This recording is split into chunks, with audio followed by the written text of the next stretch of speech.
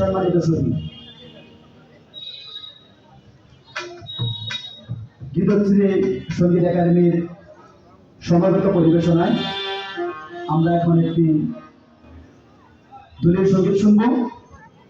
দলীয় সঙ্গীত পরিবেশন করার জন্য গীতশ্রী সঙ্গীত একাডেমির শিল্পীবৃন্দকে মঞ্চে আসার জন্য বিনীতভাবে আহ্বান জানাচ্ছি।